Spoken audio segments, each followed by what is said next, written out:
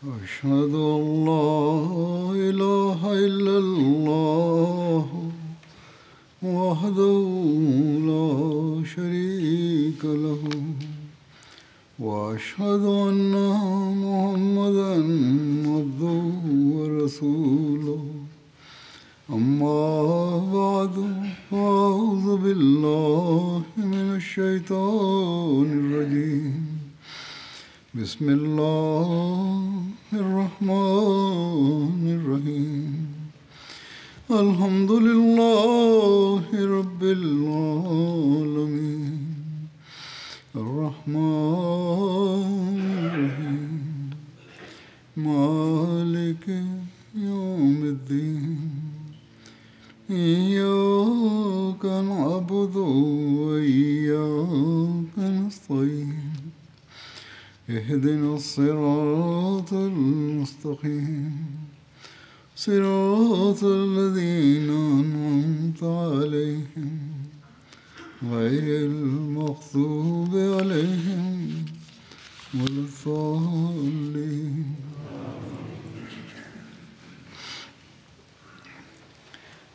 ಹಜರತ್ ಪೈಗಂಬರ್ ಸಲ್ಲಲ್ಲಾಹು ಅಲೈಹಿ ವಸಲ್ಲಮರ ಕಾಲದ ವಿವಿಧ ಕಾರ್ಯಾಚರಣೆಗಳ ಬಗ್ಗೆ ಪ್ರಸ್ತಾಪಿಸಲಾಗುತ್ತಿತ್ತು. ಅವುಗಳಲ್ಲಿ ಫದಕ್ನ ಕಡೆಗೆ ಗಾಲಿಬ್ ಬಿನ್ ಅಬ್ದುಲ್ಲಾ ನಡೆಸಿದ ಕಾರ್ಯಾಚರಣೆ ಬಗ್ಗೆ ಪ್ರಸ್ತಾಪವೂ ಇದೆ.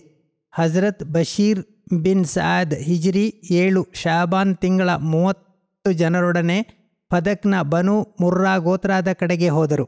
ಬಶೀರ್ ಬಿನ್ ಸಾದ್ ರಲಿಯಲ್ಲಾಹು ಅನ್ನೋರು ಎಲ್ಲ ಸಹಚರರನ್ನು ಬನು ಮುರ್ರಾ ಗೋತ್ರದವರು ಶಹೀದ್ ಮಾಡಿದರು. ಈ ವಿಷಯವು ಹಜರತ್ ಪೈಗಂಬರ್ ಸಲ್ಲಲ್ಲಾಹು ಅಲೈಹಿ ವಸಲ್ಲಮರಿಗೆ ತಿಳಿದಾಗ ಅವರು ಜುಬೈರ್ ಬಿನ್ ಅವ್ವಾಮ್ ರನ್ನು ಸಿದ್ಧಪಡಿಸಿ ಅವರೊಂದಿಗೆ 200 ಸಹಾಬಿಯರನ್ನು ಕಳಿಸಿದರು. ಈ ಕಾರ್ಯಾಚರಣೆಯಲ್ಲಿ ಮುಸ್ಲಿಮರಿಗೆ ಯಶಸ್ಸು ಲಭಿಸಿತು ಮತ್ತು ಯುದ್ಧ ಸಂಪತ್ತು ಸಹ ಲಭಿಸಿತು. ಇನ್ನೊಂದು ಸುಜಾ ಬಿನ್ ವಾಹದ್ ನಡೆಸಿದ ಕಾರ್ಯಾಚರಣೆಯಾಗಿದೆ. ಇದು ಹಿಜರಿ 8 ರಬಿಯುಲ್ ಅವ್ವಲ್ ತಿಂಗಳಲ್ಲಿ ನಡೆಯಿತು. ಈ ಕಾರ್ಯಾಚರಣೆಯ ವಿವರಣೆಯನ್ನು ಹೀಗೆ ನೀಡಲಾಗಿದೆ. ಸಿಯಿ ಪ್ರದೇಶದಿಂದ ಬನು ಹವಾಯಿಜಿನ್ ಗೋತ್ರದವರು ಇಸ್ಲಾಂ ವಿರೋಧಿಗಳಿಗೆ ಸಹಾಯ ಮಾಡುತ್ತಿದ್ದಾರೆ ಮತ್ತು ಮುಸ್ಲಿಮರ ಮಿತ್ರ ಪಕ್ಷಗಳ ಜನರನ್ನು ಲೂಟಿ ಮಾಡಿ ಕಾಡುಗಳಲ್ಲಿ ಅಡಗಿಸಿಕೊಳ್ಳುತ್ತಿದ್ದಾರೆ ಎಂಬ ಮಾಹಿತಿ ಹಜರತ್ ಪೈಗಂಬರ್ ಸಲ್ಲಲ್ಲಾಹು ಅಲೈಹಿ ವಸಲ್ಲಮರಿಗೆ ನಿರಂತರವಾಗಿ ಲಭಿಸುತ್ತಿತ್ತು. ಹಿಜರಿ 8 ರಬಿಯುಲ್ ಅವ್ವಲ್ ತಿಂಗಳಲ್ಲಿ ಹಜರತ್ ಪೈಗಂಬರ್ ಸಲ್ಲಲ್ಲಾಹು ಅಲೈಹಿ ವಸಲ್ಲಂ ಹಜರತ್ ಶುಜಾ ರಲಿಯಲ್ಲಾಹು ಅನ್ನರನ್ನು 24 ಯೋಧರೊಂದಿಗೆ ಬನು ಹವಾಯಿಜ್ ಗೋತ್ರದವರನ್ನು ಮಟ್ಟಹಾಕಲು ನೇಮಿಸಿದರು. ಅವರನ್ನು ಬನು ಅಮೀರ್ ಎಂದು ಕರೆಯಲಾಗುತ್ತಿತ್ತು. ಯೋಧರ ಜೊತೆಗೆ ಹಜರತ್ ಸುಜಾ ರಾತ್ರಿ ಸಮಯದಲ್ಲಿ ಪ್ರಯಾಣಿಸುತ್ತಿದ್ದರು ಮತ್ತು ಹಗಲಿನ ಸಮಯದಲ್ಲಿ ಅಡಗಿಕೊಳ್ಳುತ್ತಿದ್ದರು. ಕೊನೆಗೆ ಒಂದು ದಿನ ಬೆಳಿಗ್ಗೆ ಇದ್ದಕ್ಕಿದ್ದಂತೆ ಬನು ಅಮೀರ್ ಗೋತ್ರದ ಮೇಲೆ ದಾಳಿ ಮಾಡಿದರು. ಗೋತ್ರದವರನ್ನು ಹಿಂಬಾಲಿಸಬೇಡಿ ಎಂದು ಹಜರತ್ ಸುಜಾಯ್ ತಮ್ಮ ಯೋಧರಿಗೆ ಆದೇಶ ನೀಡಿದರು. ಅವರಿಗೆ ಅನೇಕ ಒಂಟೆಗಳು ಮತ್ತು ಆಡುಗಳು ಲಭಿಸಿದವು. ಅವುಗಳನ್ನು ಅವರು ಮದೀನಾಕ್ಕೆ ಕರೆದುಕೊಂಡು ಬಂದರು ಮತ್ತು ಯುದ್ಧ ಸಂಪತ್ತುಗಳನ್ನು ಹಂಚಿಕೊಂಡರು. ಅವರಲ್ಲಿ ಪ್ರತಿಯೊಬ್ಬ ವ್ಯಕ್ತಿಗೂ 15 ಒಂಟೆಗಳು ಲಭಿಸಿದವು.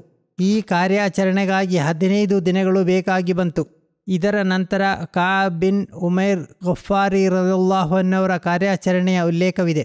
ಇದು ಹಿಜರಿ 8 ರಬಿಯುಲ್ ಅವ್ವಲ್ ತಿಂಗಳಲ್ಲಿ ನಡೆಯಿತು.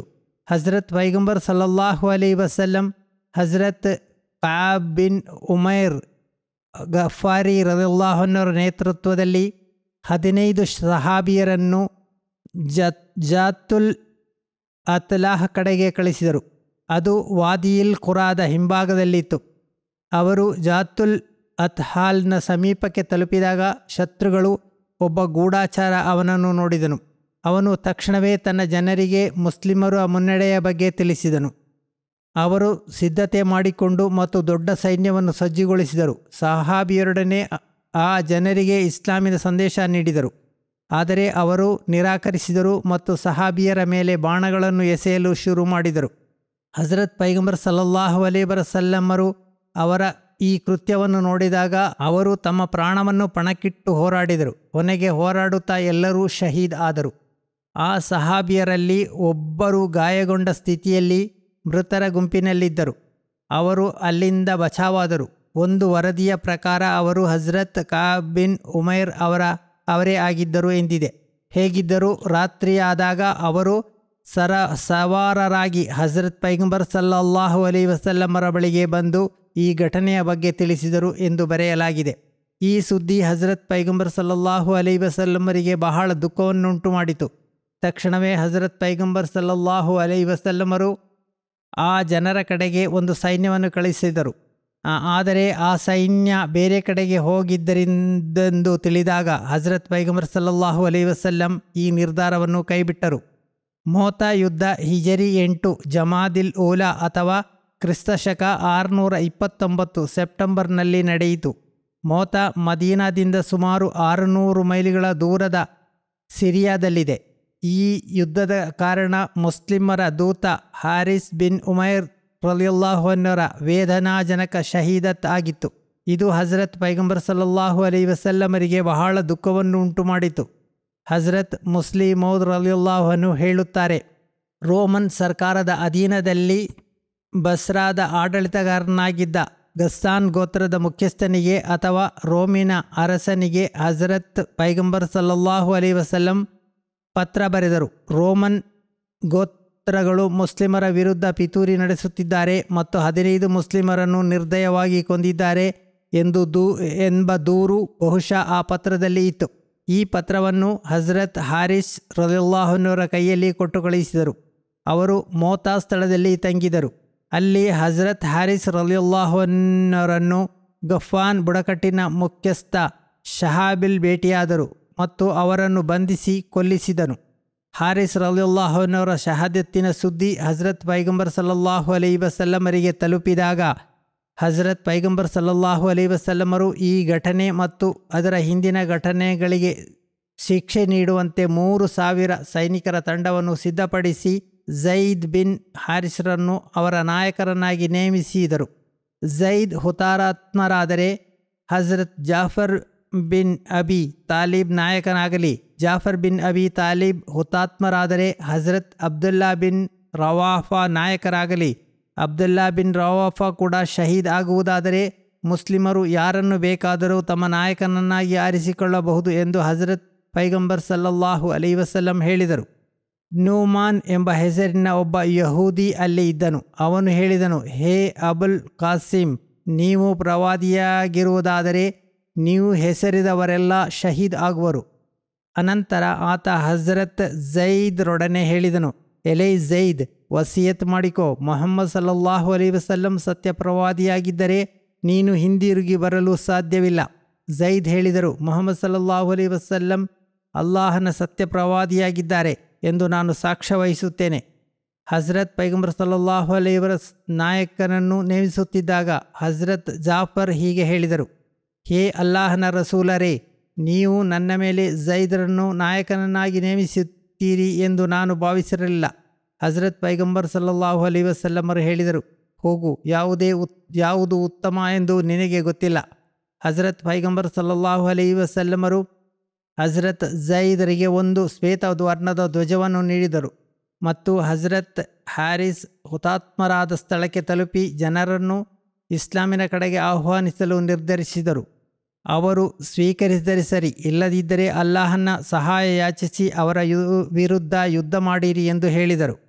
ಹಜ್ರತ್ ಪೈಗಂಬರ್ ಸಲ್ಲಲ್ಲಾಹು ಅಲೈಹಿ ವಸಲ್ಲಮರು ಆ ಜನರನ್ನು ಬೀಳ್ಕೊಂಡು ಹೀಗೆ ಉಪದೇಶ ನೀಡಿದರು, ನೀವು ಅಲ್ಲಾಹನಲ್ಲಿ ಭಯಭಕ್ತಿಯುಳ್ಳವರಾಗಿರಿ, ನ್ಯಾಯ ನಿಮ್ಮೊಂದಿಗಿರಲಿ, ಮುಸ್ಲಿಮರೊಂದಿಗೆ ಉತ್ತಮವಾಗಿ ವರ್ತಿಸಿ, ಅಲ್ಲಾಹನ ನಾಮದಲ್ಲಿ ಅಲ್ಲಾಹನ ಶತ್ರುಗಳೊಂದಿಗೆ ಹೋರಾಡಿರಿ, ಯಾರಿಗೂ ಮೋಸ ಮಾಡಬೇಡಿ, ವಿಶ್ವಾಸಘಾತಕ ಮಾಡಬೇಡಿ, ಯಾವುದೇ ಶಿಶುವನ್ನು ಕೊಲ್ಲಬೇಡಿ, ಸ್ತ್ರೀಯರನ್ನು ಹಾಗೂ ವೃದ್ಧರನ್ನು ಕೊಲ್ಲಬೇಡಿ, ಖರ್ಜೂರದ ಮರಗಳನ್ನಾಗಲಿ ಇತರ ಮರಗಳಾಗಲಿ ಕಡಿಯಬೇಡಿರಿ, ಯಾವುದೇ ಕಟ್ಟಡವನ್ನು ಕೆಡವಬೇಡಿ. ಅನಂತರ ಸೇನಾಧಿಪತಿಗಳೊಡನೆ ಹೀಗೆ ಹೇಳಿದರು, ನೀವು ಯಾವುದೇ ಮುಶ್ರಿಕರನ್ನು ಭೇಟಿಯಾದರೆ ಅವರಿಗೆ 3 ವಿಷಯಗಳ ಆಹ್ವಾನ ನೀಡಿರಿ. ಅವುಗಳಲ್ಲಿ ಯಾವುದನ್ನಾದರೂ ಅವರು ಒಪ್ಪಿಕೊಂಡರೆ ಅದನ್ನು ಸ್ವೀಕರಿಸಿರಿ ಮತ್ತು ಅವರಿಗೆ ತೊಂದರೆ ನೀಡಬೇಡಿ. ಅವರೊಡನೆ ತಮ್ಮ ಊರಿಂದ ಮುಹಾಜಿರರ ಊರಿಗೆ ಹೋಗಲು ಹೇಳಿರಿ. ಅವರು ಹೀಗೆ ಮಾಡಿದರೆ ಮುಹಾಜಿರರಿಗೆ ಯಾವುದೇ ಇದೆಯೋ ಅದು ಅವರಿಗೂ ಇದೆ ಮತ್ತು ಮುಹಾಜಿರರ ಮೇಲೆ ಯಾವುದು ಇದೆಯೋ ಅದು ಅವರ ಮೇಲೆಯೂ ಇದೆ ಎಂದು ಅವರಿಗೆ ತಿಳಿಸಿರಿ. ಅವರು ನಿರಾಕರಿಸಿದರೆ ಮುಸ್ಲಿಮರಲ್ಲಿ ಗ್ರಾಮೀಣ ವಾಸಿಯರಾದವರ ಕಡೆಗೆ ಹೋಗಿರಿ ಎಂದು ಅವರೊಡನೆ ಹೇಳಿರಿ. ಹಾಗಾದರೆ ಉಳಿದ ಮುಸ್ಲಿಮರ ಮೇಲೆ ಇರುವ ಅಲ್ಲಾಹನು ಅದೇ ಆಜ್ಞೆ ಅವರ ಮೇಲೂ ಇರುವುದು.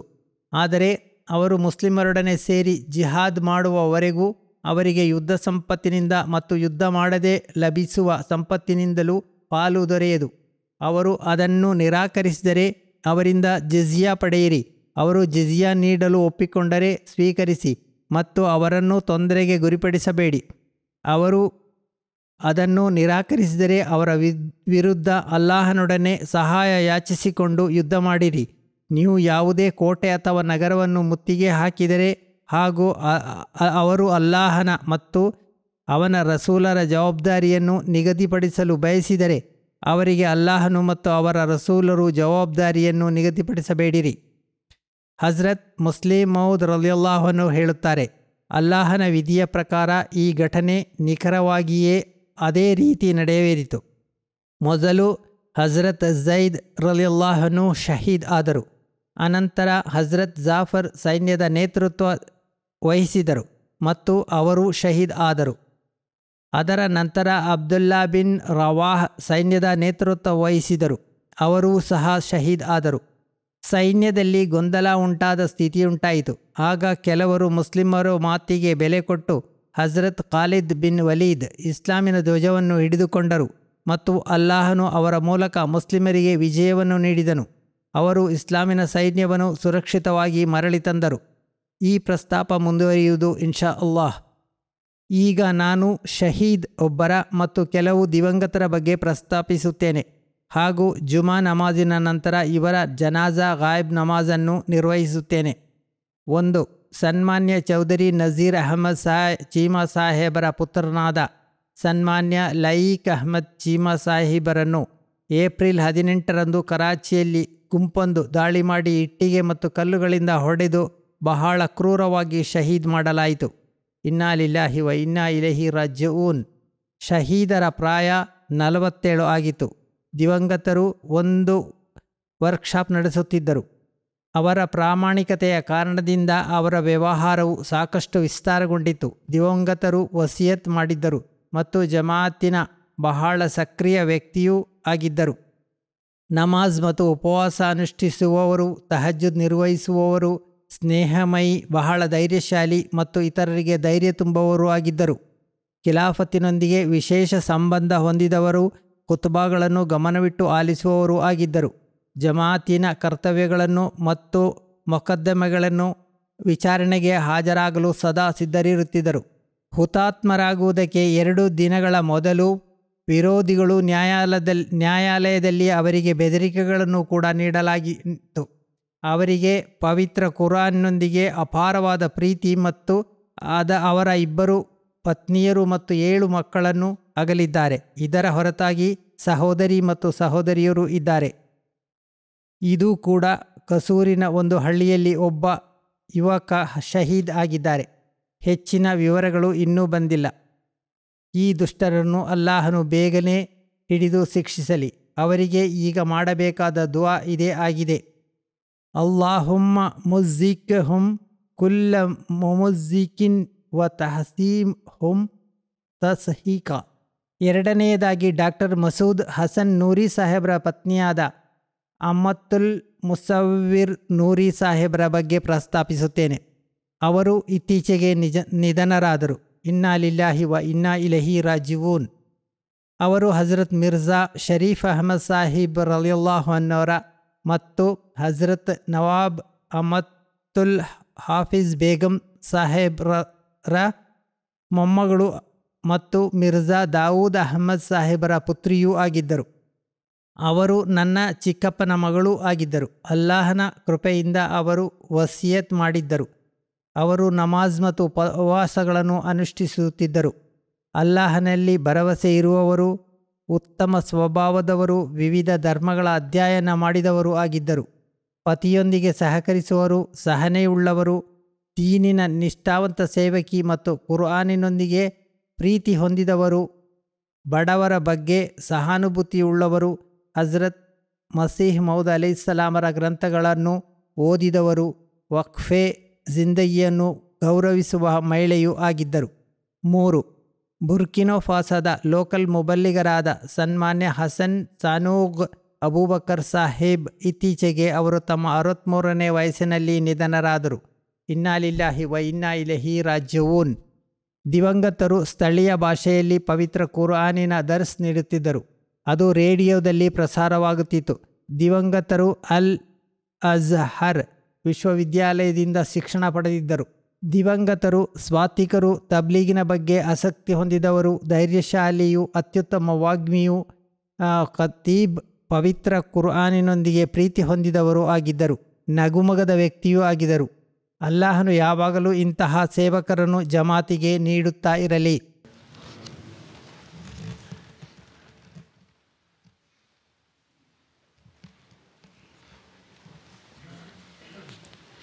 ಅಲ್ಹಮ್ದುಲಿಲ್ಲಾಹ್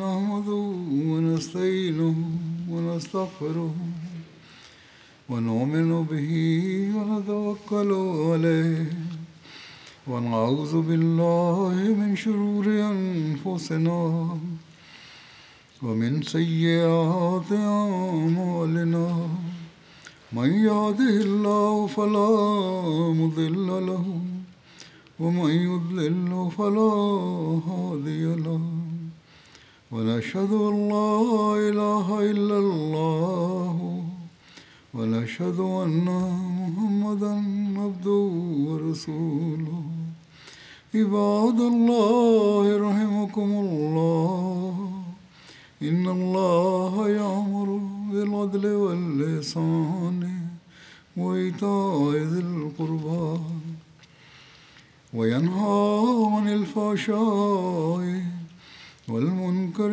والبغي يعظكم لعلكم تذكرون اذكروا الله يذكركم وادعوه يستجب لكم ولذكر الله أكبر.